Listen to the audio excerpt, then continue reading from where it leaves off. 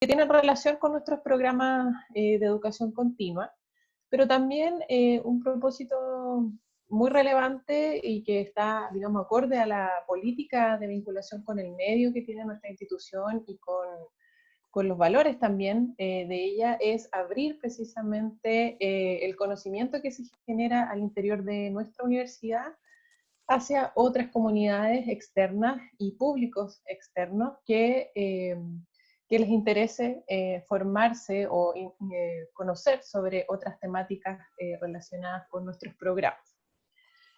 Bueno, hoy les tenemos la clase magistral online que se llama Proceso Constituyente, el rol de los movimientos sociales, la participación y la formación ciudadana, que va a estar a cargo de la académica Carolina García y del académico Mario Garcés. Carolina García es licenciada en Historia, es magíster en Educación y doctora en Ciencias de la Educación de la Pontificia Universidad Católica de Chile. Y bueno, y ella es académica también del Departamento de Historia de la Facultad de Humanidades de la Universidad de Santiago. Carolina también es coordinadora pedagógica de un proyecto internacional relacionado al Pacto Mundial de Jóvenes por el Cambio Climático, y que es patrocinado por también la Escuela de Altos Estudios de París y por Explora CONICET y el Ministerio de Educación. Ha sido consultora del programa de estrategias regionales sobre políticas docentes de la UNESCO y es miembro de la Red de Investigadores en Formación Ciudadana y de la Red de Educación Inclusiva de las Universidades del Estado. Bueno, por su parte, presentar también a Mario Garcés. Él es licenciado en Historia, doctor también en Historia de la Pontificia Universidad Católica de Chile, y él también es académico del Departamento de Historia de la Universidad de Santiago. Y también es director de la ONG Ecoeducación y Comunicaciones. Y como un dato les dejo que, bueno, el profesor también Mario Garcés publicó recientemente un libro que se denomina Estallido Social y una nueva Constitución para Chile, que se estrenó en marzo de este año. Así que también está totalmente relacionado con el tema que vamos a ver hoy día en su presentación. Bueno, contarles muy brevemente que esta clase va a tener una duración de aproximadamente 45 minutos, ¿ya? Y al finalizar la clase van a haber 15 minutos más, ¿cierto? Adicionales donde ustedes van a poder hacer preguntas a través del chat de Zoom para que tanto Carolina como Mario puedan ir resolviendo y respondiendo sus inquietudes en torno a la temática que vamos a tratar el día de hoy. Así que bueno, sin más preámbulos, dejo con ustedes a Carolina, que va a iniciar la presentación. Y luego, bueno, ahí intervendrá Mario. Así que muchas gracias a todos por la participación y dejo a Carolina con ustedes.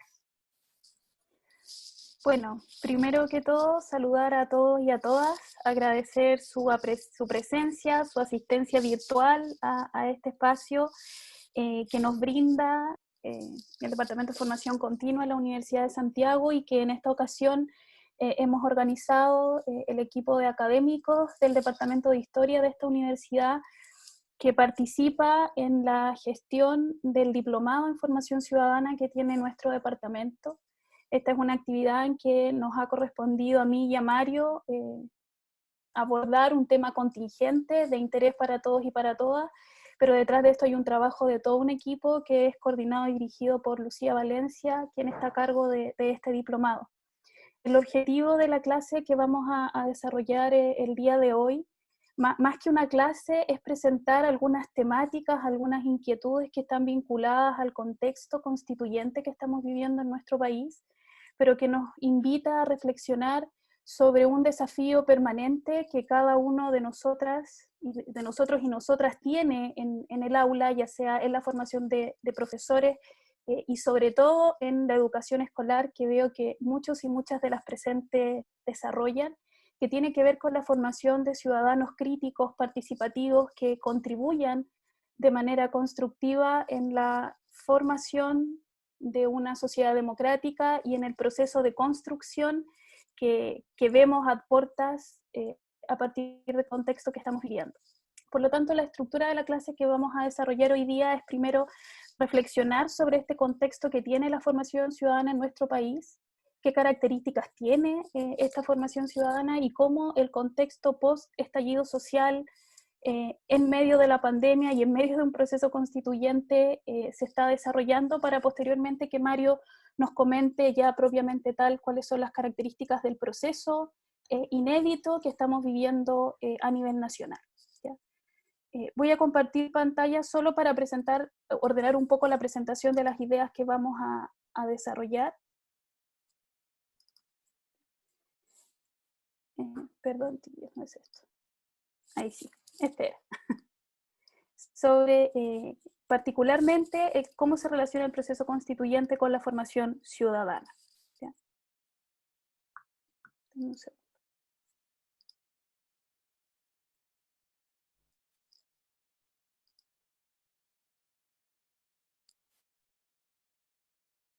Déjame solo un segundo. Ahí sí. Bien. Hoy día podemos presentar y plantear que tenemos una formación ciudadana en nuestro país que se ha desarrollado como reflejo del contexto político que ha marcado nuestro devenir histórico durante los últimos 30 años. ¿Ya? La formación ciudadana que se ha desarrollado en Chile es una respuesta a los desafíos políticos que hemos enfrentado desde el retorno a la democracia y ha sido marcada por algunos hitos principalmente curriculares y desde la política pública que han surgido como respuesta a los mandatos que desde el contexto político han ido emergiendo en torno a este tema. Lo primero que podemos plantear es que la formación ciudadana que se está desarrollando en nuestro país actualmente tiene su hito o su punto de origen en el proceso de reforma curricular que se desarrolla el año 1996 y que establece el marco curricular y que responde a un mandato que tras el retorno a la democracia las nuevas autoridades políticas debían llevar a la práctica y que era elaborar una nueva propuesta curricular dentro de los márgenes establecidos por la Ley Orgánica Constitucional LOCE de 1990. Ese mandato de nuevo contexto curricular se concreta en esta reforma curricular del año 96 que le da a la formación ciudadana un carácter muy distinto al que había tenido hasta entonces. Muchos y muchas de las que estamos aquí nos formamos con la antigua propuesta de formación ciudadana que establecía un curso de educación cívica que se impartía en tercero o cuarto medio durante un año y que tenía una finalidad fundamentalmente de alfabetización política y de conocimiento de la Constitución y de la institucionalidad política de nuestro país. La propuesta curricular de la década de los 90 busca cambiar ese enfoque y plantea la necesidad de abordar la formación ciudadana desde una perspectiva democrática, con un enfoque transversal a la experiencia escolar, y en ese contexto decide poner fin a esta asignatura de formación ciudadana y abordar este proceso educativo de manera transversal a la experiencia escolar a través de los objetivos fundamentales transversales que debían ser abordados por todas las asignaturas en todos los niveles educativos e integrando algunos objetivos claves para la formación ciudadana en la asignatura de Historia, Geografía y Ciencias Sociales, que desde ese momento pasa a constituirse en la columna vertebral de la formación ciudadana de nuestro país.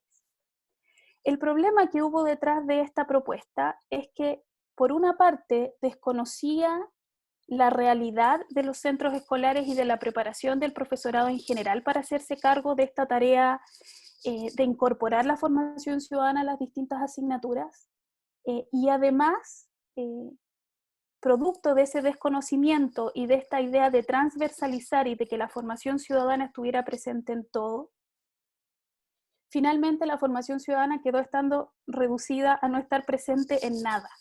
Al ser todos responsables de ella, nadie se hacía cargo en términos concretos y la formación ciudadana durante muchos años en nuestro país quedó reducida a las 2 unidades que se abordaban sobre el tema en la asignatura de primero medio, ya, sobre esta temática.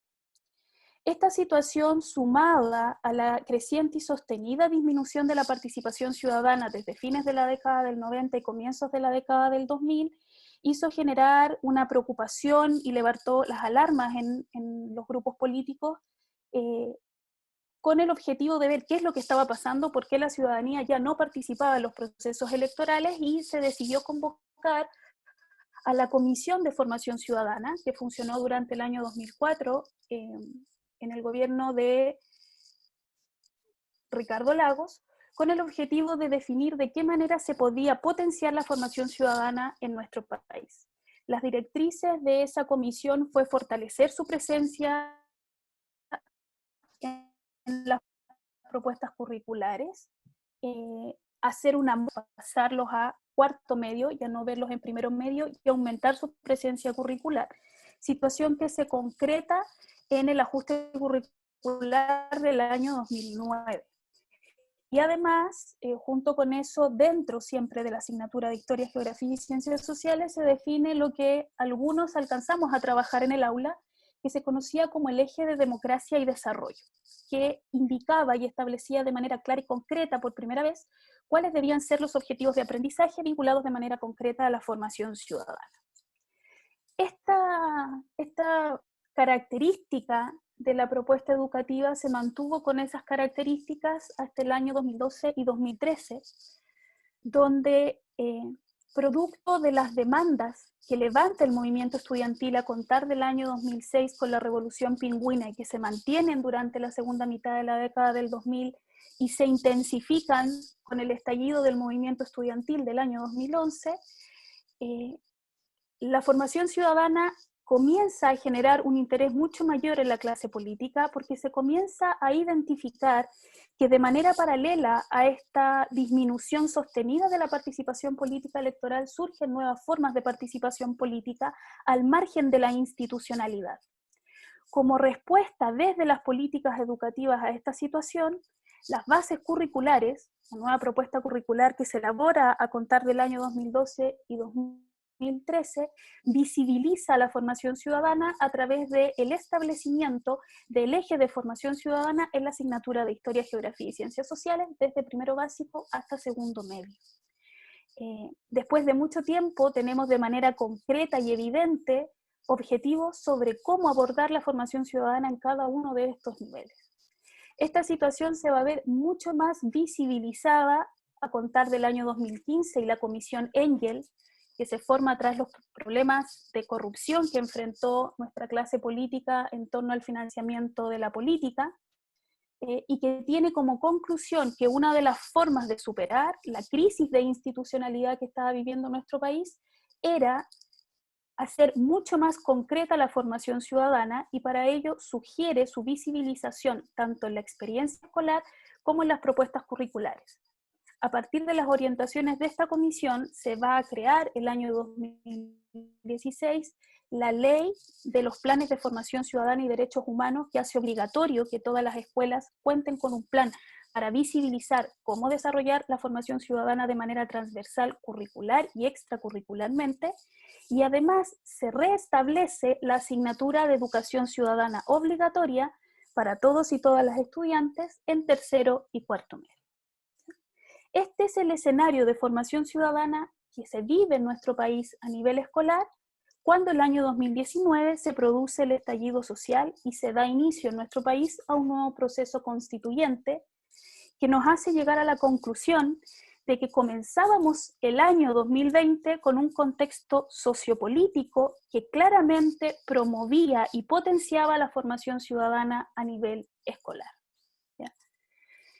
Eso porque hoy día, como nunca, contamos con una política pública que releva la formación ciudadana y que genera espacios concretos, tanto a nivel institucional como a nivel curricular, para poder potenciar estos espacios formativos. Hoy día todas las escuelas deben contar con un plan de formación ciudadana que explicite claramente cómo se va a desarrollar a través de la experiencia escolar. Las escuelas son medidas dentro de los indicadores de desarrollo personal y social. Respecto a los espacios de participación ciudadana que brindan en las escuelas, es uno de los criterios a través de los cuales son medidas y clasificadas. Y junto con eso se está aplicando ya de manera sistemática en nuestro país una prueba de conocimientos cívicos y ciudadanos que nos entrega datos respecto a cuáles son los logros que se han logrado a nivel nacional en esta materia. De manera paralela a esto, contamos con una propuesta curricular compleja que aborda la formación ciudadana de manera autónoma en una asignatura independiente en tercero y cuarto medio que ha comenzado a implementarse por primera vez este año. En segundo lugar, desde una perspectiva integrada, con un eje transversal desde primero básico a segundo medio, la asignatura de Historia, Geografía y Ciencias Sociales, y finalmente de manera transversal a todo el resto de las asignaturas a través de los objetivos transversales. A este marco de la política pública se sumaba lo que el estallido social y el proceso constituyente puso en evidencia respecto a la disposición ciudadana de los chilenos y las chilenas. En primer lugar, el estallido social de octubre del 2019 nos mostró que contra lo que se pensaba o lo que estaba dentro del sentido común, contamos con una ciudadanía empoderada que quiere participar en la construcción del tipo de sociedad que quiere construir, que quiere ser escuchada por la clase política. Nos dejó claro que esta disminución de la participación ciudadana en los procesos electorales no tiene que ver con un desinterés por la política, sino que por la falta de confianza y la falta de legitimidad de nuestra clase política, que es otra cosa. Hoy día la ciudadanía demanda espacios de participación más directos, más concretos, porque quiere ser escuchada y quiere ser considerada en cómo participar de manera directa en la toma de decisiones sobre el tipo de sociedad que queremos construir, ¿ya? Por lo tanto, no podemos negar que comenzábamos el 2020 frente a un contexto sociopolítico que promovía la formación ciudadana, promovía la participación ciudadana. Sin embargo, este año 2020 nos tenía también deparado una pandemia mundial como no se veía hace muchos años, casi un ciclo a nivel global. Y eso significa que hoy día estamos enfrentando además una serie de desafíos. Si bien tenemos un contexto sociopolítico que nos invita a participar como ciudadanos y ciudadanas, que tiene una política escolar que promueve y potencia la formación ciudadana, la verdad es que esta propuesta política tiene sus limitaciones. Y esas limitaciones están asociadas a que la propuesta curricular ofrece una visión muy limitada y tradicional de lo que es la ciudadanía. Sigue concibiendo la ciudadanía desde las perspectivas clásicas del liberalismo, el comunitarismo y el republicanismo, desconociendo todas las corrientes multiculturales, interculturales, globales y de género que están demandando una nueva visión de lo que debe ser la ciudadanía en la actualidad. En segundo lugar, nos enfrentamos a culturas escolares sumamente rígidas y jerárquicas, poco democráticas y poco participativas. Quienes trabajamos en contacto con el sistema escolar sabemos que los planes de formación ciudadana en muchos lugares son letra muerta, son una síntesis de un montón de actividades que habían en la escuela y que se metieron dentro de este plan para cumplir con el requisito administrativo, pero en la práctica la formación ciudadana no se está llevando a cabo de la manera que el marco legal lo dispone. En tercer lugar, tenemos un profesorado que está insuficientemente preparado para abordar estas exigencias curriculares, porque no ha contado ni con la formación inicial ni con la formación continua que le permita hacerse cargo de las exigencias curriculares, y mucho menos de poder abordar desde un enfoque crítico las propuestas curriculares que se están implementando. Y finalmente, tenemos un sistema escolar que está marcado por una profunda segregación e inequidad, que en la práctica lo único que hace es reproducir y profundizar la brecha que existe en la participación ciudadana. Hoy día vemos, y esto es solo un dato, los resultados de la prueba de conocimientos cívicos y ciudadanos que nos demuestra, o que es una evidencia más, de cómo la participación ciudadana, tanto política como civil y social, está directamente vinculada al nivel socioeconómico y al capital sociocultural y sociopolítico con el que cuentan los estudiantes, que tienen una relación directa. A mayor nivel socioeconómico, mayor es la participación ciudadana; a menor nivel socioeconómico es menor. Y lamentablemente la segregación del sistema escolar que tenemos en nuestro país sigue reproduciendo esas brechas de participación ciudadana. En ese contexto, la pandemia que estamos enfrentando hoy día ha venido a profundizar esta desigualdad y lamentablemente ha limitado las oportunidades de participación que el contexto político nos estaba brindando. Hoy día nuestras escuelas están cerradas el espacio de participación ciudadana que las escuelas podrían haber ofrecido en este contexto hoy día está sumamente limitado. Y está limitado particularmente en los sectores socioeconómicos más desventajados, en los sectores socioeconómicos populares. Y eso está relacionado con la accesibilidad y la conectividad que estos sectores sociales tienen para poder participar de los espacios formativos virtuales. Hoy día enfrentamos una realidad concreta y es que tenemos 380.000 niñas y jóvenes que no pueden conectarse de manera sincrónica, no solamente a estar en clases, sino que a interactuar virtualmente con sus pares. Esta situación ha generado que hoy día, como nunca después de 15 años, veamos que todo el movimiento estudiantil y todo el potencial de participación secundario que ha marcado la agenda pública durante los últimos 15 años, lamentablemente no tiene el protagonismo que todos esperábamos que tuviera. Si bien no se puede desconocer que las generaciones más jóvenes miran con recelo el proceso constituyente y creen que institucionalizar este camino no es la vía de generar las transformaciones sociales que están demandando,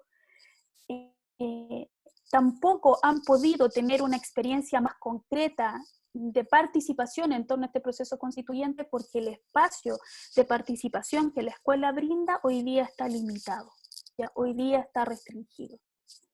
Pese a todo eso, ya para ir concluyendo, creemos que aun cuando la virtualidad nos pilló desprevenidos, nos agarró por sorpresa, estuvimos varios meses en shock tratando de adaptarnos a esta nueva forma de interactuar, de generar comunidad, de construir aprendizaje, con el tiempo, poco a poco, no sin mucho sudor, lágrimas y frustraciones, nos hemos podido ir adaptando a este nuevo escenario.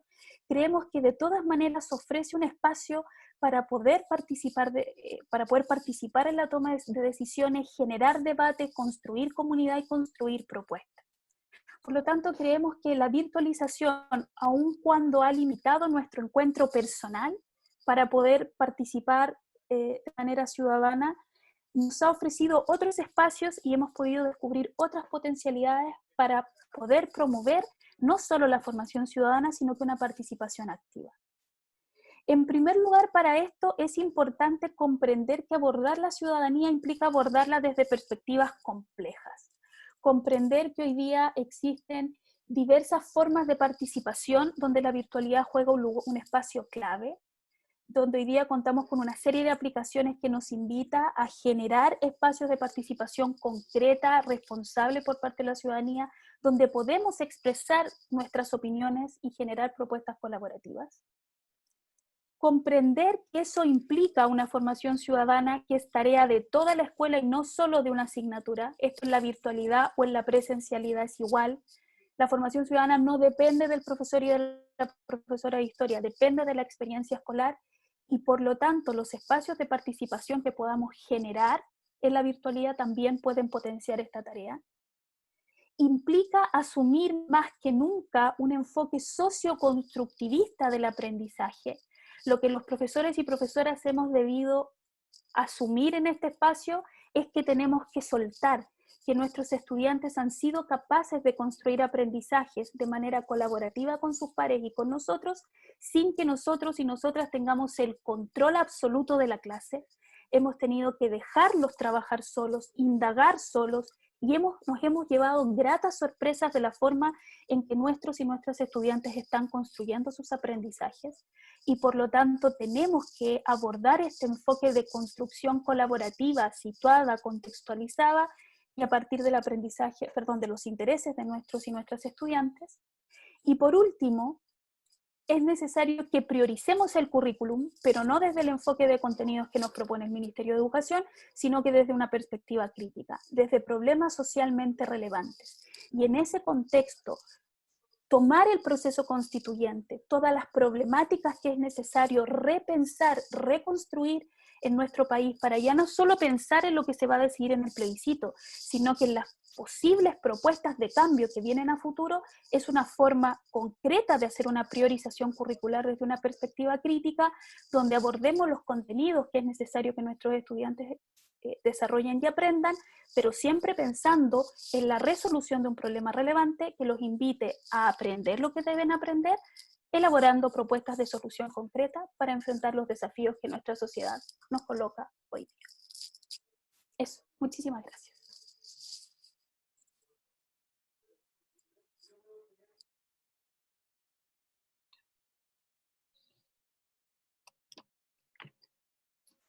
¿Continúo nomás? Bueno, Sí, muy bien. adelante, Mario. Gracias. Bueno, yo me alegro de escuchar a Carolina porque yo le había anunciado a ella y a Lucía que mi formación en el campo pedagógico es muy débil, digamos, y sobre todo en el campo de cómo hoy día se estructura el sistema escolar, digamos. Y por lo tanto, mi presentación va a tomar un punto de vista un poco distinto, digamos. Y voy a ir directamente a los temas propuestos, digamos, en la convocatoria. El primero que pensé fue decir, bueno, ¿qué es esto de un proceso constituyente? Uno podría decir que se trata de un ejercicio de soberanía popular,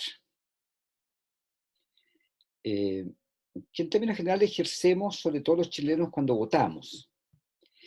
Pero en este caso es un ejercicio de soberanía popular más complejo porque se trata de elaborar una nueva carta fundamental, es decir, una nueva constitución.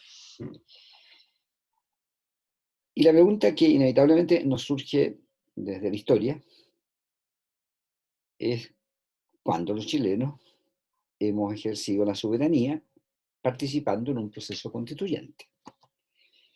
Y la respuesta es bastante triste, crítica, pobre, ¿no? La última asamblea constituyente en Chile fue la de 1828. Y por lo tanto, todas las constituciones que dominaron el siglo XIX y XX, y me estoy refiriendo a la Constitución de 1833, de 1925 y de 1980, ninguna es el producto o el resultado de una asamblea constituyente. Esto nos pone un punto de partida bastante complejo, porque lo que hay que decir de manera rápida y simple es que carecemos de tradiciones constituyentes. Y por lo tanto, para grandes sectores de la población, la pregunta es, bueno, ¿y qué es eso? ¿Y cómo se hace? ¿Y quién lo hace? ¿Y va a tener efecto? ¿No va a tener? Es decir, por lo tanto, hay una zona de múltiples preguntas y también en algunos casos, de incredulidad, porque, insisto, carecemos de tradiciones constituyentes. Y esto nos pone un problema fuerte sobre cómo ha sido la construcción del Estado en Chile. Porque al carecer de tradiciones constituyentes, alguien hizo las constituciones, ¿no? Las constituciones las construyó en Chile la élite, los sectores dominantes de la sociedad. En el caso del año 33 es fantástico, ¿no? Porque fue después de la guerra, de la batalla del Ircay, de la guerra civil entre pipiolos y pelucones, entonces le hicieron los pelucones, y el Parlamento nombró 16 de sus representantes y el gobierno 20, todos ciudadanos prestigiosos, nadie fue elegido, todos fueron designados. El 25, Alessandri, invitado por los militares de vuelta después de la crisis que se genera en esos años, intenta una asamblea constituyente, después le incomoda, siente que se complejizan las discusiones, etcétera, etcétera, y decide entonces, en mutuo propio y en acuerdo con los militares, crear una comisión de notables que elabora la constitución y finalmente se hace aprobar el texto, en que votó menos de la mitad de los inscritos, y se aprobó, y ha sido la constitución más democrática que hemos tenido en toda nuestra historia. Y la del 80 se hizo en plena dictadura, sin registros electorales, sin posibilidad de expresarse críticamente, etcétera, y por lo tanto sin ninguna garantía realmente democrática. Bueno, ese es nuestro primer problema. Voy a volver sobre esto más adelante y me marcan cuando me pasen la hora, porque seguro que me voy a pasar, pero no quiero hacerlo. Segundo, ¿cuál es el actual proceso constituyente? Y fíjense que curiosamente este proceso constituyente en el que estamos, inserción democrática de nuestra institucionalidad. surge un estallido social. Y un estallido social es un momento crítico en la sociedad. Es un momento en que la ciudadanía expresa masivamente su malestar, y ese malestar se dirige en contra del Estado y en contra de la clase política. Por lo tanto, lo que hace visible el estallido es que no sentimos que el Estado nos represente, que las instituciones nos representen y que los políticos de profesión nos representen. Por lo tanto, el estallido es al mismo tiempo un momento en que se expresa una crisis de legitimidad del Estado, de las instituciones, del orden social. Y tal vez por eso, desde el punto de vista de las élites, el principal problema frente al estallido es el control del orden público, tener control sobre la sociedad. Bueno, esto es interesante porque quiero volver más adelante sobre esto porque en el fondo, en este estallido donde se expresa la sociedad, se expresa de un modo que también interroga nuestras tradiciones, ¿no?, sociales y políticas, porque normalmente las grandes movilizaciones sociales en Chile se hacían o desde los partidos o desde una gran central sindical, de algún tipo orgánica, de algún tipo de alianza. Esta vez el estallido tiene un componente de espontaneidad bastante fuerte. Hay muchos que lo discuten, ¿no?, y se puede discutir, pero la verdad es que no es visible el 18 de octubre y a los días siguientes un liderazgo claro de un sector que se apropia y que conduce, dirige y indica cuál va a ser el derrotero del estallido. No, eso no ocurre. Bueno, pero esto es interesante porque efectivamente hay actores. Y a mi juicio hay dos tipos de actores. Hay unos actores que podríamos decir preexistentes, que son los movimientos sociales, sobre los cuales tengo que hablar más adelante, y particularmente el feminismo, el pueblo mapuche, los ambientalistas, los estudiantes, y más que los universitarios, los secundarios, los más jóvenes. Todos estos movimientos habían alcanzado protagonismo en los años anteriores, y particularmente el 2018, eso es muy interesante, el 2018 tuvimos Mayo Feminista, crisis ambiental en Ritoque, Pichuncaví, por agosto, y el asesinato de Camilo Catrillanca en noviembre. Es decir, tuvimos tres sucesos que hicieron visible el protagonismo de tres movimientos sociales relevantes en Chile. Pero el estallido incorporó otros. Primero, uno antiguo, los estudiantes secundarios que me gustan hasta la vanguardia de todas las movilizaciones sociales chilenas en los últimos 15 o 20 años. Dario. Pero con las asambleas territoriales. Es decir, estimuló un proceso en que la propia población en sus propios barrios, en sus propios lugares, se empieza a juntarse y empieza a conversar, a discutir, genera su propia forma de organización, comisiones, en fin. Y esto es muy interesante, ¿no?, porque de carácter nacional, además. El movimiento no solo en Santiago, el movimiento se expandió muy rápido a nivel nacional. Es una cosa muy increíble. Bueno, el punto es, porque tengo poco tiempo, es que cuando la situación se vuelve crítica a mediados de noviembre, particularmente 12-13 de noviembre, que hay paro nacional, está todo el mundo movilizado, la Alameda está bajo el control de los manifestantes, la plaza ya no es Plaza Italia, es Plaza La Dignidad, etcétera, etcétera. La crisis es muy grande. El presidente intenta volver a poner a los militares en la calle. Los militares no están muy dispuestos en ese momento a jugar un papel activo, y por lo tanto, casi en un grito desesperado, pide un acuerdo nacional. Y esto es acogido largamente esos 2 días y hasta la noche del viernes, y finalmente propone un acuerdo nacional por la paz y una nueva constitución. Esto es interesante, ¿no? ¿Cuál es el problema del famoso acuerdo por la paz y una nueva constitución del 15 de noviembre? Que por lo menos tiene 3 componentes. Claramente es un acto de salvataje del gobierno y de la crisis que se instalaba en el Estado. O sea, restablece un cierto control de parte de las instituciones y del Estado sobre la sociedad. Una sociedad que está dislocada, digamos, que está caminando, incluso muchos están esperando que el gobierno caiga. Y no solo los más radicales, ¿no?, la primera línea, en fin, yo en esa época seguía la prensa, seguía las columnas, en fin, y había muchos connotados periodistas que decían, mira, el gobierno está sin brújula, en fin. Bueno, eso es un primero. El segundo punto, que me parece que es la respuesta más democrática, es que el acuerdo acoge la demanda de una de un proceso constituyente. Y esto también es muy interesante, ¿no? Porque el tema de una nueva constitución es un tema que quedó congelado en 1985, cuando en la prehistoria de la concertación, un segmento de la Alianza, no un segmento, la Alianza Democrática, separada de otros grupos de oposición, firmó un famoso acuerdo nacional en la casa del obispo Fresno. Eso fue el 85. Ya en ese momento, lo que era parte del programa de la Alianza Democrática, que es la antecesora de la concertación del Partido por la Democracia, ya elimina en su petitorio y de su programa la demanda por la Asamblea Constituyente. Y uno puede seguir haciendo la historia, ¿no? De destacados políticos chilenos del campo socialista, incluso que decían que no, que era impensable una constituyente, digamos, ¿no? Y el nivel más extremo de un senador que dijo que si se habían fumado opio, y si había que estar como fuera de la realidad para pensar en la posibilidad de una constituyente. Sin embargo, con el estallido, en pocas semanas se instalan masivamente a la constituyente. Y en este sentido el Parlamento acoge esta medida. Pero el tercer problema del acuerdo del 15 de noviembre es que si bien se acoge el contenido, se fijan los controles. Es lo que podríamos llamar, se fija el mecanismo. Bueno, ¿cómo va a funcionar esto? Y el mecanismo tiene dos componentes que son muy complejos. Primero, que los constituyentes van a ser elegidos por listas partidarias, y por lo tanto el peligro es que generemos un nuevo Congreso, una nueva Cámara de Diputados.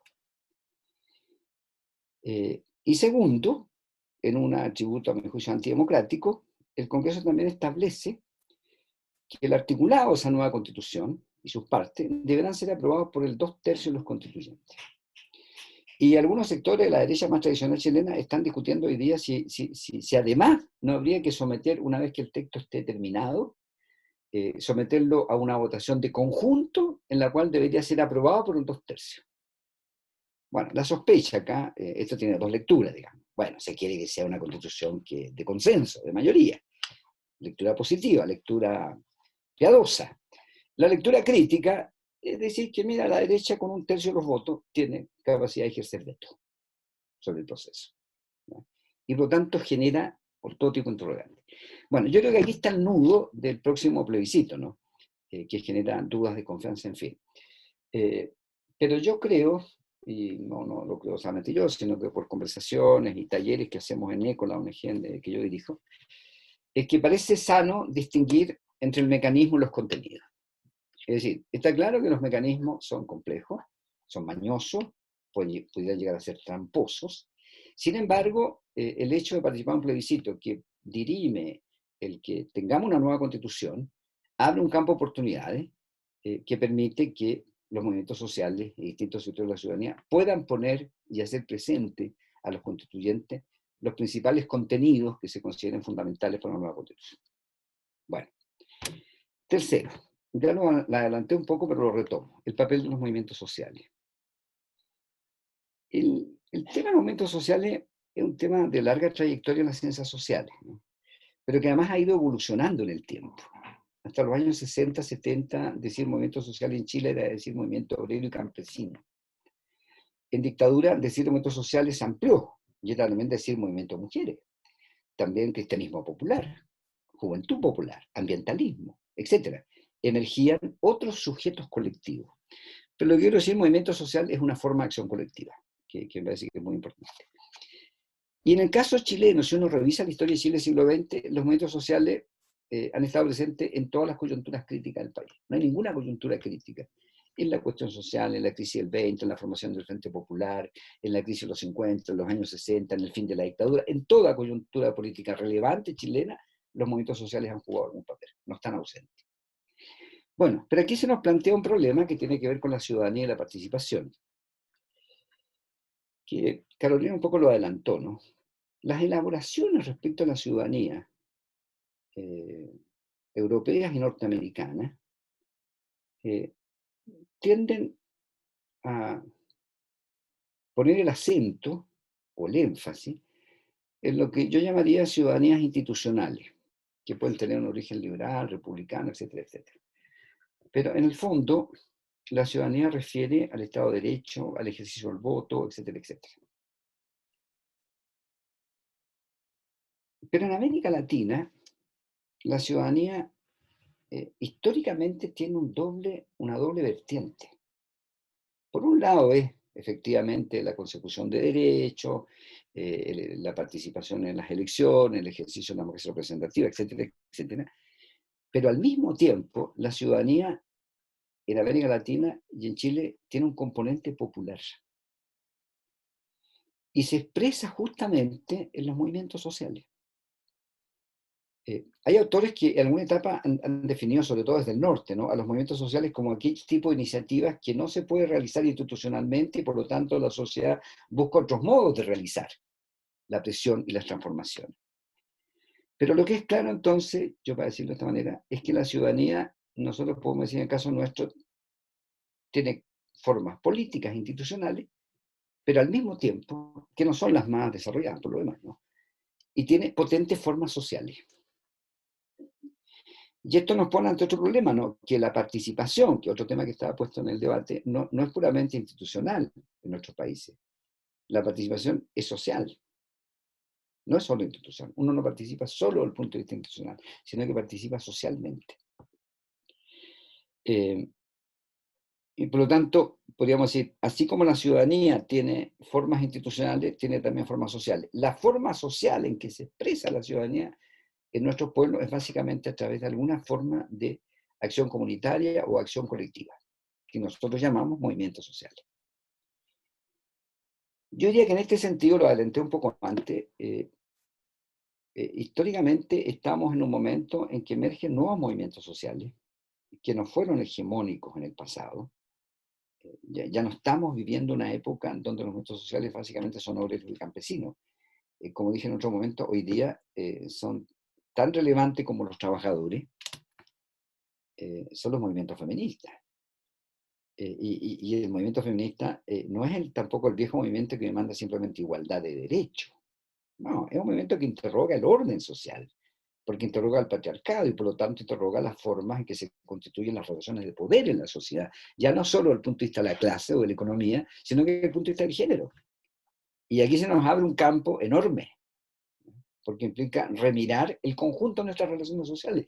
Y las teóricas feministas que más han avanzado justamente han visto el género como un principio de estructuración del poder. Eso es lo que está en discusión. Si pensamos en los mapuches, y veo a Fernando, que por supuesto sabe mucho más que yo en este campo, porque es de los grandes y nuevos intelectuales mapuches jóvenes, también estos intelectuales y estos jóvenes nos han puesto dinámicas nuevas, ¿no? Y una de ellas básicas es el tema del racismo y la colonización. Es decir, el Estado chileno ha sido un Estado colonizador respecto a los mapuches y ha ejercido prácticas racistas, y eso lo tuvimos evidente en Curacautina hace un par de semanas atrás, digamos, ¿no?, cuando se grita en contra de los indios y se inferioriza a los indios. Rita Segato, una gran intelectual feminista latinoamericana, dice que en realidad la minorización se produce justamente, especialmente con las mujeres y con los indios, ¿ya? Pero resulta que por otro lado nos damos cuenta, en el caso chileno, que somos un país mestizo, que nosotros hemos negado la condición colonial y las propias discriminaciones que hemos sufrido en tanto que mestizo, ¿ya? Por lo tanto, el tema de la colonización no es un tema solo de los mapuches, es un tema de la sociedad chilena. Bueno, podría seguir con otro. Lo que quiero decir es que desde los nuevos movimientos sociales hay enfoques, contenidos y propuestas nuevas que son muy interesantes de discutir. Bueno, creo que va a ser mucho más importante conversar sobre las preguntas de ustedes, pero voy a agregar lo siguiente. Desde esta perspectiva en que me estoy planteando, la formación ciudadana no puede ser reducida a educación cívica. La educación cívica es inevitablemente una visión restringida de la ciudadanía. Y muchas veces los políticos, cuando hay problemas, dicen, no, lo que falta es educación cívica. Que la gente no vota es porque no tiene educación cívica. No, no es que no tenga educación cívica. La gente sabe. No hay que hacer un curso. No, todo el mundo lo sabe. Como sabe hacer una barricada también. Es muy fácil aprenderlo.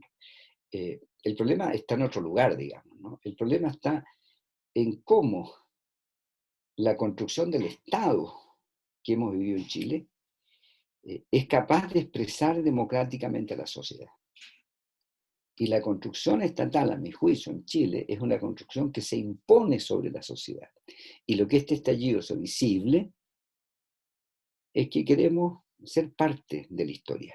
Queremos también tomar decisiones. queremos ser escuchados, pero no ser escuchados, queremos ser parte de la toma de decisiones. Y eso a mí estallido un carácter, o incluso en algunas partes yo he pensado, de revolución democrática que no hemos vivido en Chile. Ahora, ciertamente esto está todo interrogado por la pandemia, en fin, las cosas se complicaron, eh, eh, vamos a tener grandes discusiones acerca del mecanismo probablemente, pero me parece que el mayor desafío va a ser cómo avanzamos en contenido y, y después del 25 de octubre, o sea, a partir del 26, encontramos los modos en que efectivamente la sociedad pueda ser escuchada. Si eso no ocurre, podemos tener una constitución que sea más de lo mismo. Pero ojo, que una constitución más de lo mismo prepara el próximo estallido. Y por lo tanto, la cuestión de la legitimidad del Estado, de las instituciones, en fin, no es menor en una sociedad. Y la ausencia de legitimidad prepara las crisis. Ya, lo dejo ahí, creo que estoy en los 20 minutos. Gracias. Muchas gracias, Carolina y Mario, por su presentación. Bueno, invitamos a los y las participantes de esta jornada que puedan ir realizando sus preguntas a través del chat para que puedan ir respondiendo Carolina y Mario. Así que ahí está el chat abierto para que puedan realizar sus preguntas.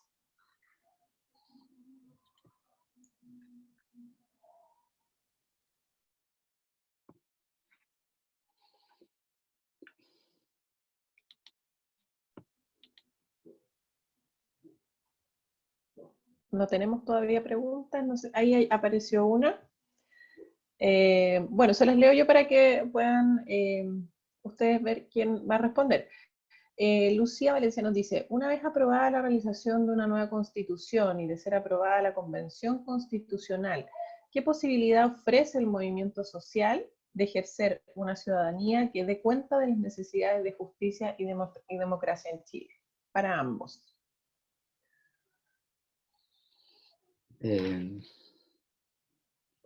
Disparo yo, disparo usted, Carolina. Dispara tú primero, Mario. Mira, yo sé que es complejo y es como la pregunta que se hace mucha gente hoy día, ¿no? Es complejo porque en el fondo no tenemos asegurado, pero a lo mejor se puede discutir, ¿no? De que los constituyentes no sean los mismos de siempre y no sean solo los militantes de los partidos. O sea, yo creo que ahí va a haber un primer desafío enorme, digamos, ¿no? De lograr que representantes de los propios movimientos sociales puedan ser elegidos como constituyentes. Y en algunos casos quizás alianza con caras nuevas del mundo de la política que estén dispuestos a escuchar las propuestas que surjan de los movimientos sociales. Yo creo que tenemos un primer desafío enorme. Un segundo desafío tiene que ver con que los movimientos sociales,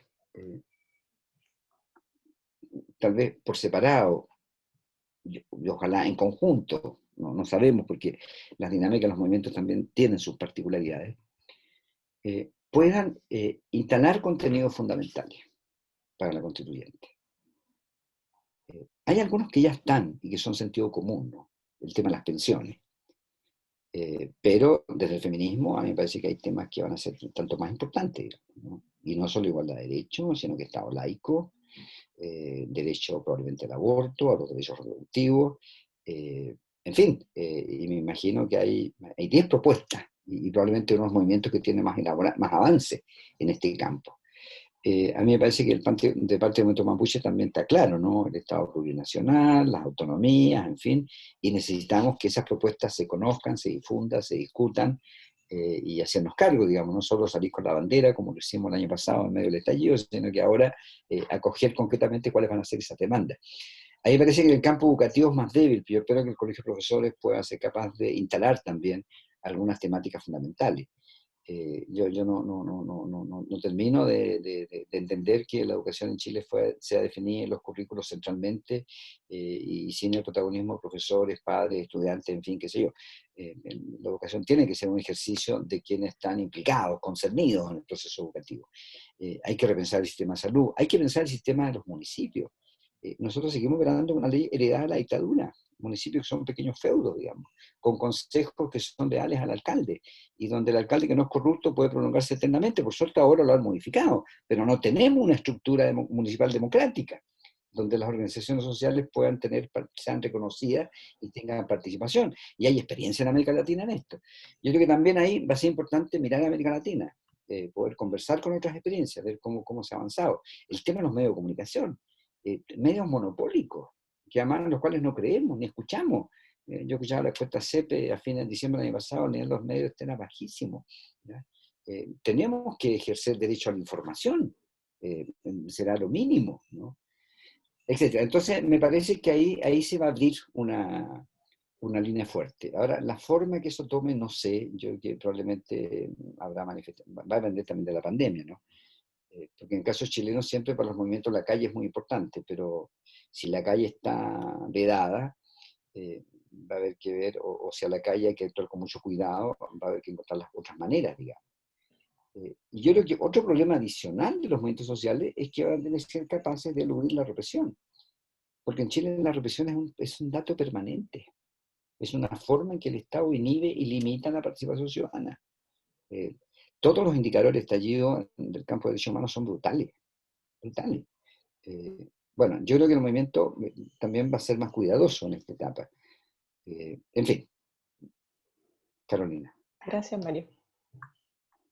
Yo creo que uno de los principales desafíos para lograr que los movimientos sociales logren ingerir en la toma de decisiones tiene que ver con mantener la movilización con todos los resguardos que Mario ha planteado.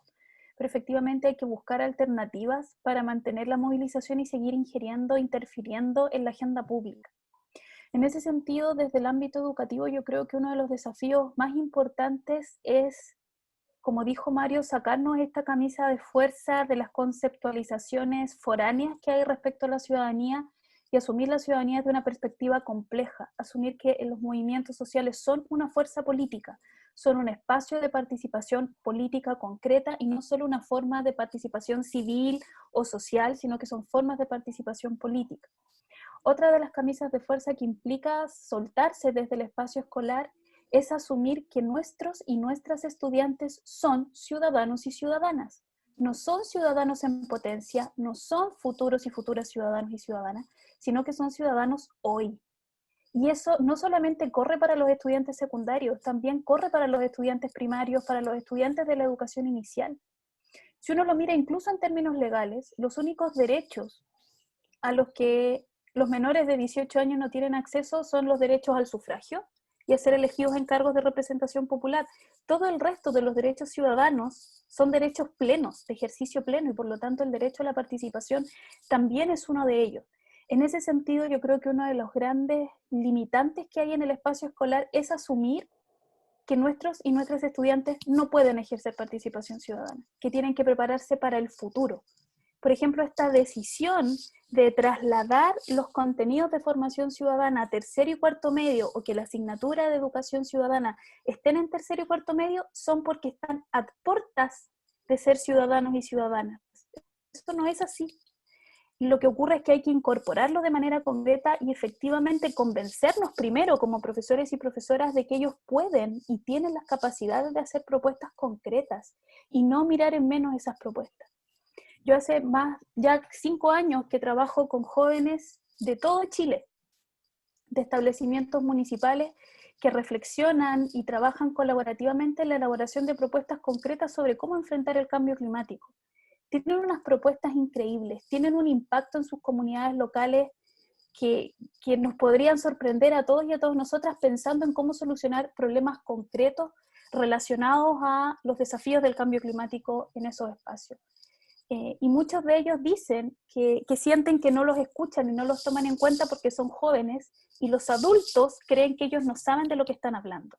Y la verdad es que hemos visto como durante los últimos 20 años son precisamente los jóvenes los que han en gran medida marcado la ruta de la agenda pública, no solo en el ámbito educativo. Gran parte de las transformaciones que se han desarrollado en el ámbito educativo tiene que ver con las demandas de los jóvenes. Podemos concordar en que no han seguido el camino que quizás estas demandas tenían. Las transformaciones han ido más hacia la profundización del modelo que hacia la transformación del modelo. Sin embargo, esos cambios que se han hecho responden a estas demandas. En ese sentido, yo creo que desde las escuelas tenemos la labor de pensar comunitariamente, no de manera cerrada, sino que comunitariamente, la manera en que nuestros jóvenes puedan elaborar propuestas, puedan entrar en vínculo con las organizaciones sociales, aportar en esa toma de decisiones y buscar y generar caminos para llegar a quienes estén a cargo en esta convención constituyente de tomar esas medidas. Hay que seguir haciendo esa presión. Y las escuelas y el profesorado tenemos que ser catalizadores de esos espacios. Eso es algo que tenemos que gestionar. Efectivamente, generar oportunidades para que nuestros y nuestras estudiantes piensen en el país que quieren vivir y propongan alternativas. Porque hoy día tenemos a un grupo de jóvenes que tiene una gran capacidad de hacer el diagnóstico de lo que está mal en esta sociedad. Cuando uno se sienta a conversar con un adolescente, son capaces de hacer un diagnóstico, pero certero de lo que está ocurriendo, con muy buenos argumentos y fundamentos. Pero cuando uno les pregunta, ya, ¿y ahora qué hacemos? ¿Cómo avanzamos? Ahí ya no hay propuesta. O las propuestas son quemarlo todo, destruirlo todo, no confiar en nadie, pero no elaborar una propuesta de construcción colaborativa de una sociedad más justa, más equitativa, más democrática. Entonces yo creo que el paso que tenemos que dar desde la educación ahora es a la elaboración de propuestas. Dejar de que solo comprendan el problema para que efectivamente se empoderen en la elaboración de propuestas de acción.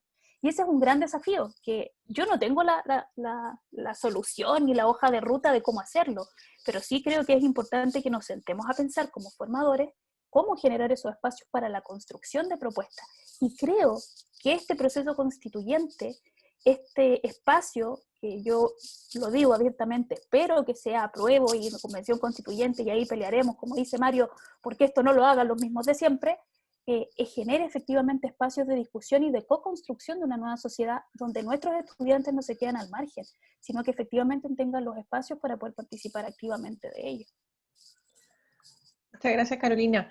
Voy a tratar de condensar aquí dos preguntas que tal vez a lo mejor ya están un poco respondidas en lo que han dicho tanto Mario como Carolina. Y dice, Víctor Lara dice, a pesar de que las reglas del proceso están dominadas por los partidos y fuerzas institucionales, ¿cuál es el margen de acción de los movimientos sociales y en qué ámbito se puede ejercer una presión?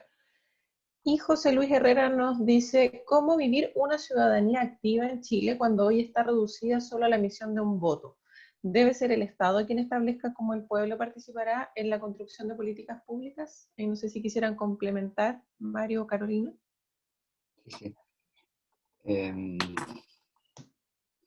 Bueno, yo comentaba antes, a propósito de los márgenes de acción, que claro, es un desafío bastante grande, ¿no? Porque en el fondo, el Estado y la institucionalidad, mientras más se separa de la sociedad, menos consideración tienen los movimientos sociales. Sin embargo, un Estado tan escindido de la sociedad es un Estado frágil, es un Estado que en algún momento colapsa. Y tiene que hacer el ejercicio de escuchar a la sociedad. Y estamos en una dialéctica que es súper compleja, digamos. Ustedes dicen, ¿cómo es este país que era, según el presidente, un oasis de paz en el mundo? En fin, en un par de semanas se desmorona. Y incluso en la prensa internacional, The Guardian decía, tal vez Chile, que fue el fase de experimentación del neoliberalismo, sea la fase de deceso del neoliberalismo. Evidente que las fórmulas empleadas en Chile ya no gozan ni de consenso, ni siquiera nacional, ni tampoco internacional. Esto se está modificando. Entonces, pero esta situación chilena, de un Estado, a mi juicio, en gran medida impuesto a la sociedad, por lo tanto, una gran cuota de externalidad respecto a la sociedad.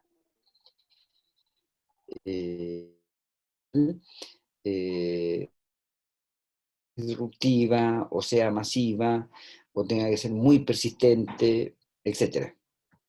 Le voy a contar una anécdota muy rápida. Una vez estaba yo con una persona de Oxfam, de una gran organización internacional que trabaja en apoyo, en fin, a la pobreza, etcétera, etcétera. Era una inglesa muy simpática y nos reunimos en la zona poniente, en algo, en fin. Entonces discutíamos sobre la situación de las poblaciones en Chile y los problemas que enfrentaban. Entonces ella decía con bastante ingenuidad, bueno, pero imagino que eso se lo habrán planteado al representante del distrito.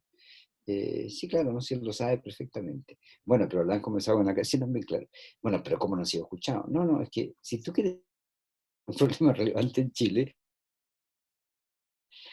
organizar un par de barricadas y que entonces llegue la prensa. No, pero eso es absurdo. ¿Para qué existen entonces, me decía yo, los mecanismos institucionales? Claro, lo que pasa es que nuestra democracia no es la democracia inglesa ni suiza.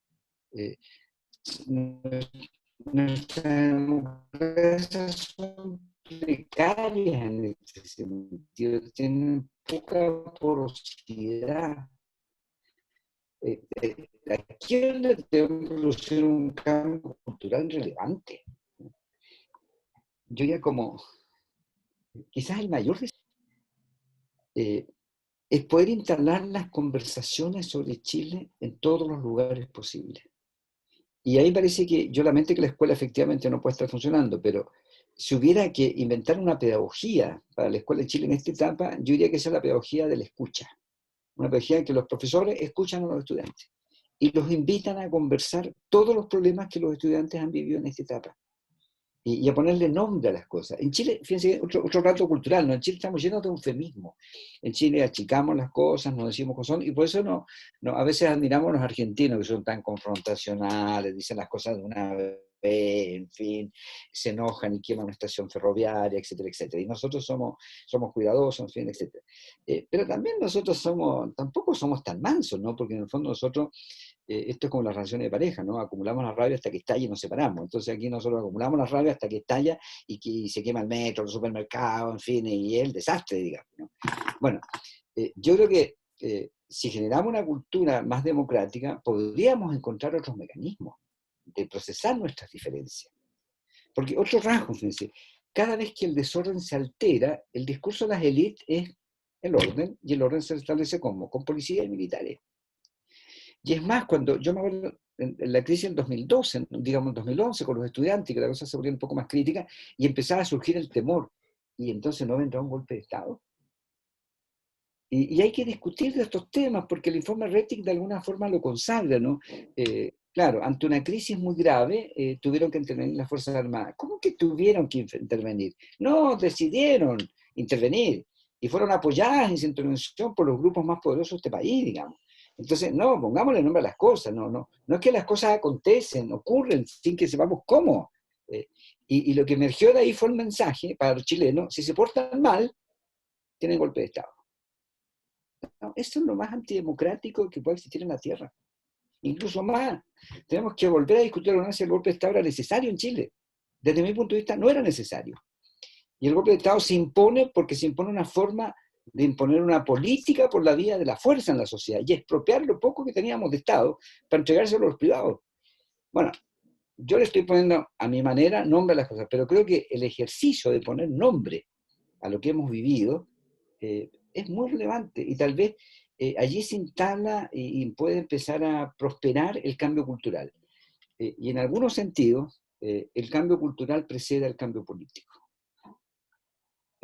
Si los mapuches hoy día son fuertes porque se hicieron parte ya hace rato que eran nación, que eran pueblo-nación, y eso cambió el switch. Ya no eran aliados de los comunistas, los militas, no, tenemos personalidad propia, tenemos cultura propia, tenemos historia propia, y por lo tanto tenemos demandas propias. Ese es un cambio cualitativo que es fundamental, e incluso independientemente de la profundidad del cambio político, cuando ese cambio se produce, ese cambio cultural se produce, la historia toma otro rumbo. Y será cuestión de tiempo.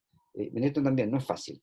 Los tiempos para los movimientos sociales siempre son más azarosos que los tiempos para los partidos, son más largos, son más complejos. Pero en ese caminar, insisto, el cambio cultural es fundamental y una pedagogía de la escucha me parece que sería una vía fantástica, digamos, de que nos vayamos conociendo, poniéndole nombre a las cosas y por lo tanto encontrando los modos de ejercer presión sobre el sistema político. Gracias, Mario. Bueno, hay otra pregunta acá que dice, ¿cómo las asambleas territoriales podrían hacer llegar sus demandas y propuestas a la constitucional? ¿Qué mecanismos prácticos y concretos existen? No sé si Carolina ahí quisiera intervenir.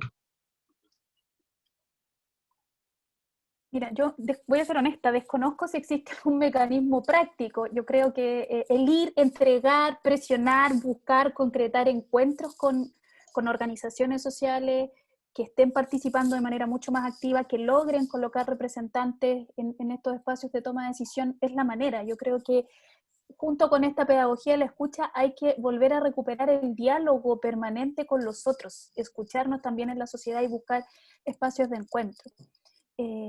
Yo lo que creo que hay detrás de esto es que precisamente quizás lo que genera incertidumbre y esperanza, porque yo quiero rescatar esta idea,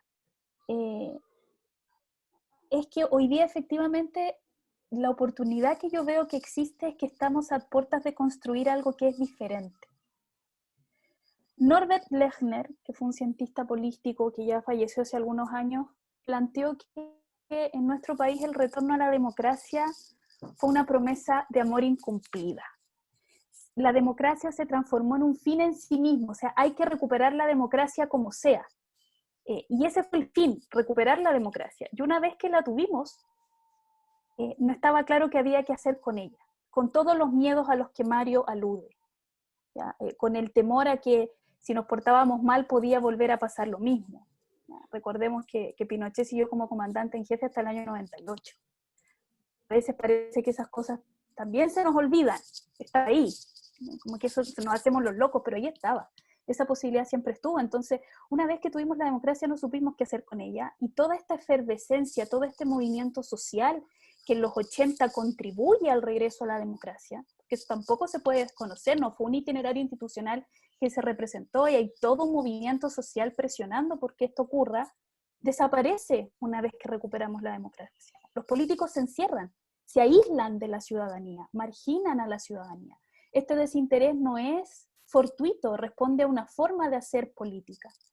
Y mi sensación es que desde inicio de los 2000, cuando tomamos conciencia de este alejamiento de la ciudadanía de los espacios institucionales, lo que se ha hecho desde los grupos políticos ha sido tratar de recuperar la forma de volver a encantar a la ciudadanía con la institucionalidad vigente. O sea, ¿cómo volvemos a convencer a la ciudadanía de que se encante, por ejemplo, como alguien decía, con el voto como única forma de participación ciudadana?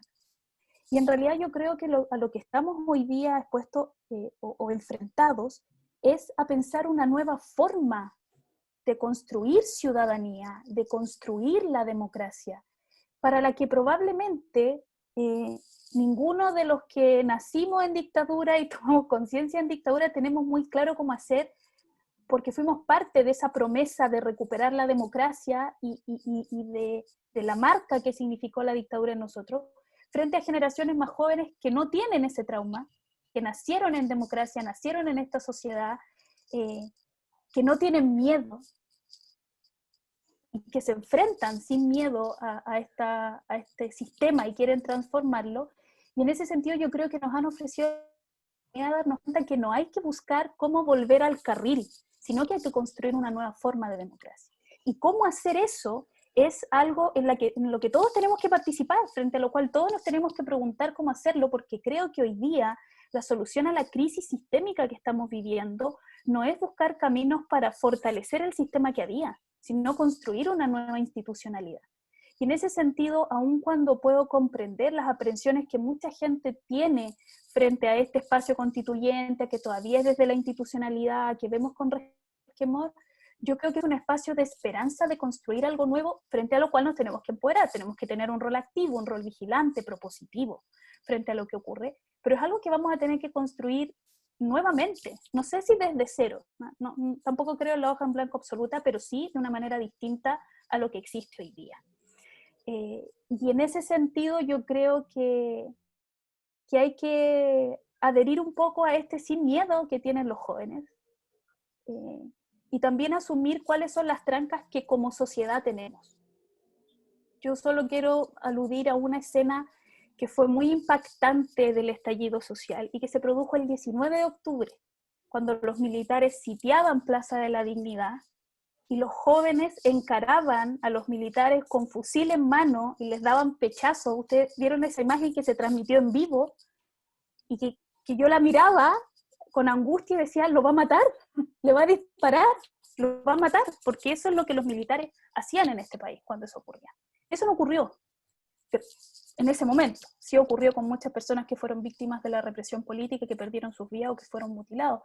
Pero esa idea, ese imaginario que yo sentí, y yo siendo una niña en dictadura, la vi en el temor de mis padres, por ejemplo, frente a lo que estaba ocurriendo y lo que iba a venir, y de muchos sectores sociales que tampoco tenemos que desconocer, porque a ellos sí les genera temor. Hoy día yo creo que lo que está ocurriendo es una oportunidad de cambio, de pensar en una nueva institucionalidad. Quizás de ahora por fin que este movimiento social, que la ciudadanía participe de esta toma de decisiones de las que fue marginada en la década del 90, con tal de mantener la democracia, de asegurar la democracia. No importa qué costo, no importa qué democracia, pero asegurarla. Bueno, ya han pasado 30 años de eso, entonces yo creo que ya es el momento de decir, es que ahora no importa qué democracia, o sea, no importa solo mantener la democracia, importa qué democracia. Y en ese sentido yo creo que el proceso constituyente, con todos los fallos que pueda tener, con todas las dudas que nos pueda generar, es una oportunidad, una esperanza de hacer las cosas distintas. Pero para eso tenemos que estar comprometidos y pensando en cómo co-construir esta propuesta, teniendo en consideración todas estas visiones que todavía están presentes. Y en ese sentido yo creo que el ímpetu, el compromiso y la confianza en que las cosas pueden ser distintas, que tantos movimientos sociales y especialmente los sectores juveniles nos han mostrado, puede mostrarnos el camino para hacerlo. Entonces, si ustedes me preguntan a mí, yo creo que Mario podría decirles lo mismo. ¿Cuál es el mecanismo para hacerlo? No sé, pues lo estamos descubriendo juntos. Esa es la gracia que tiene esto, que lo estamos descubriendo. Porque si hubiera un mecanismo ya establecido, probablemente corremos el riesgo de que las cosas sigan como están. Y yo creo que lo que gran parte de la ciudadanía hoy día concuerda es que las cosas no pueden seguir como están, en muchos ámbitos. Gracias, Carolina. En honor al tiempo, voy a resumir un poco las dos preguntas. Sabemos que hay algunas que pueden quedar fuera, pero los invitamos igual de todas maneras a escribirle tanto a Carolina como a Mario para seguir en este debate respecto al proceso constituyente y cómo se relaciona también con la formación ciudadana y la educación.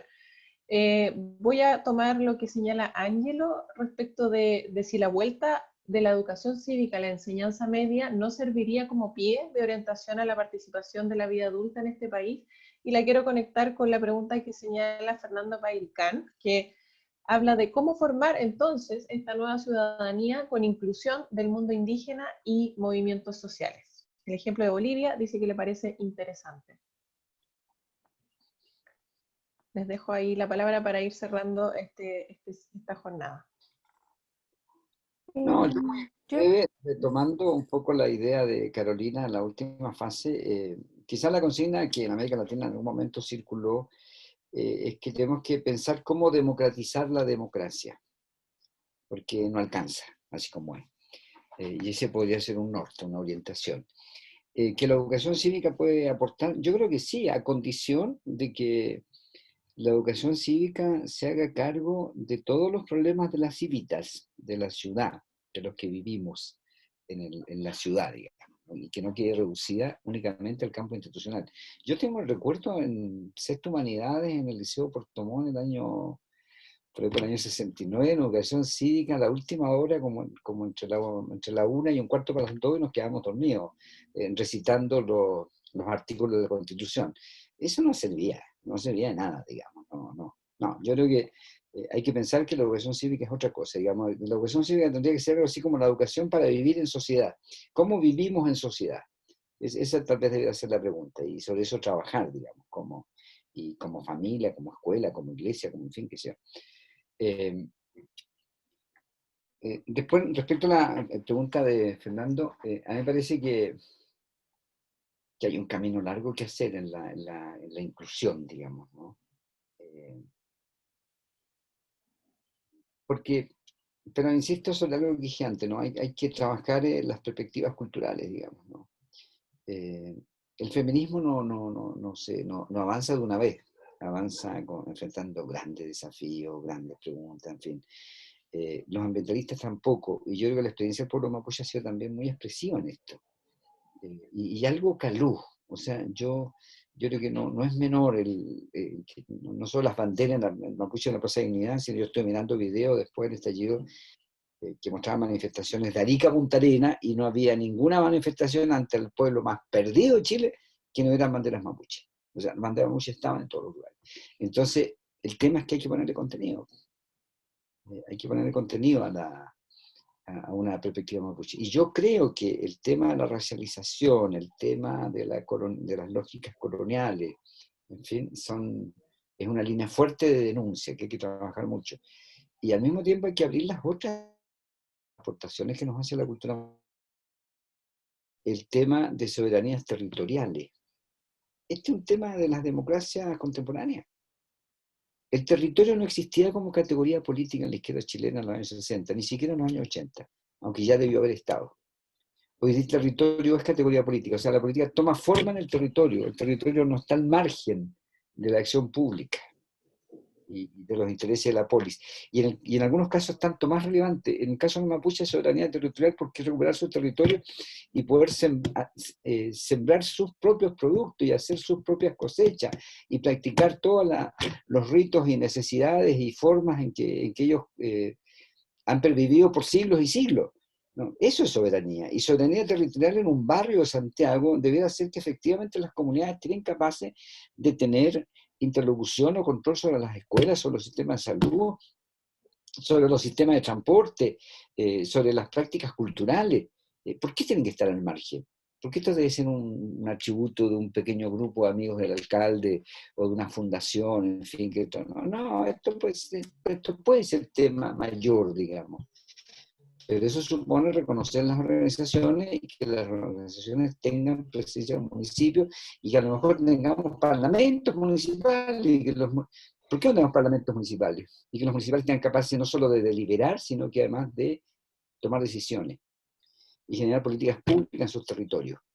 Bueno, ahí los mapuches nos pueden enseñar, tenemos mucho que aprender. Alguna vez Claudio Alvarado Lincopi, amigo mío, amigo de Fernando, por supuesto, decía, sí, los mapuches tienen algo que enseñar a los chilenos sobre la democracia. Y yo estoy convencido que sí, que esta es una línea.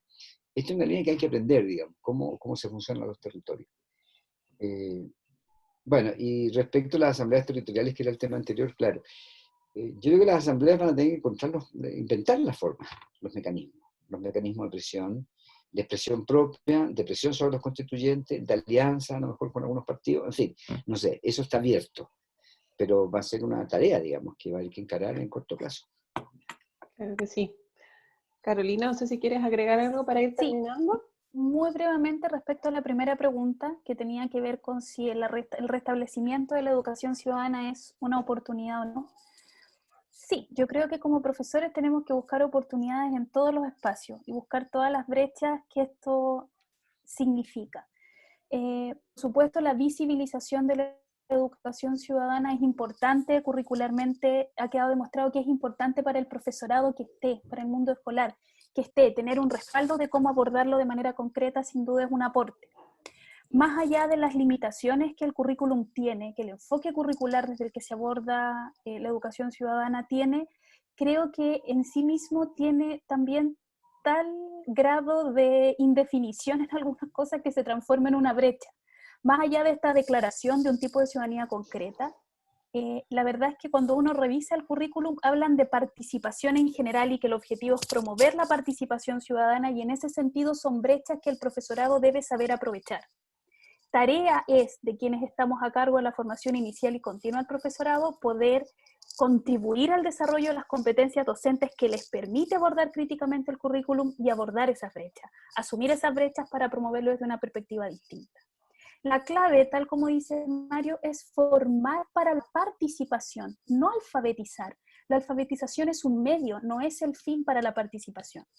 En ese sentido, creo que es fundamental que la forma en que se aborde la asignatura de educación ciudadana esté pensada en promover la participación de nuestros estudiantes, no limitarnos a qué contenidos voy a trabajar, sino que a qué espacios de participación concretos voy a crear.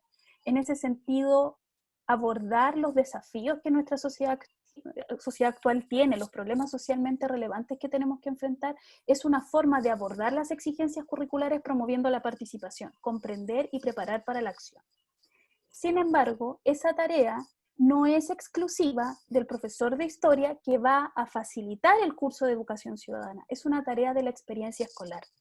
Y quiero terminar citando a un gran maestro que nos dejó este año, Joan Pallés, que nos dejó muy antes de tiempo, pero él decía que la finalidad de la escuela en su conjunto es formar ciudadanos y ciudadanas.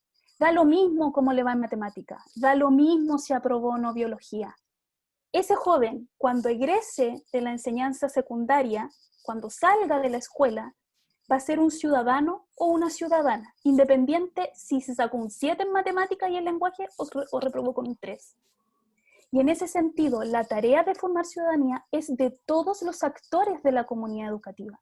Quizás nosotros, como profesores de historia, profesoras de historia, tenemos un rol más preponderante por la naturaleza de nuestro saber, porque estamos más preparados, aunque estamos muy mal preparados, pero estamos más preparados que el resto de nuestros colegas.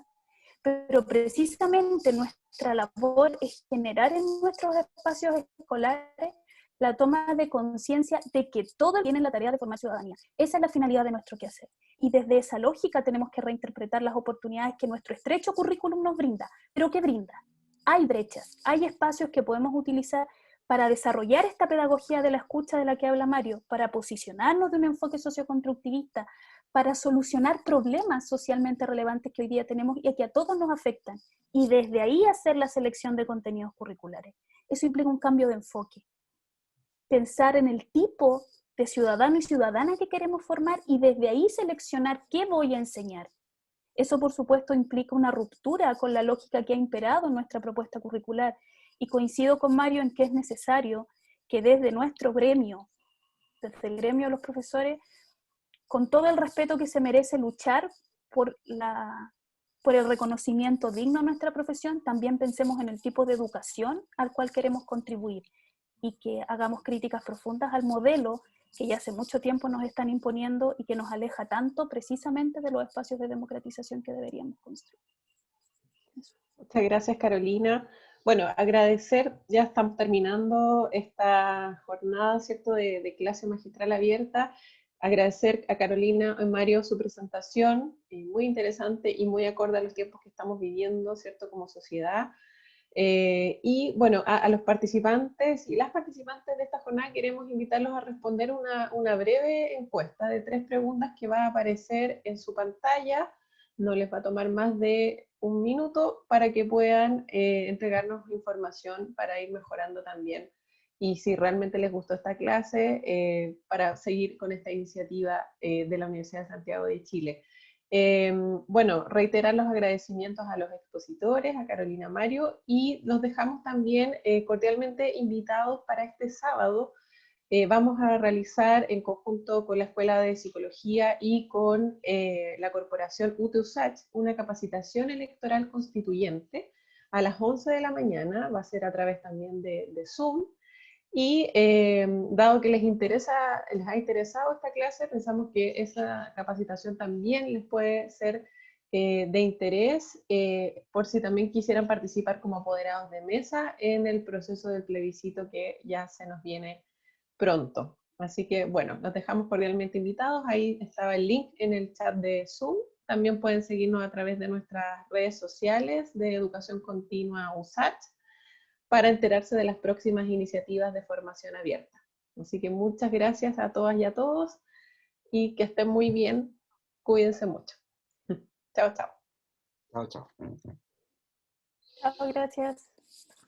Gracias, Carolina, gracias, Mario, gracias, Lucía, también. Chao, Lucía. Chao, chao. Chao.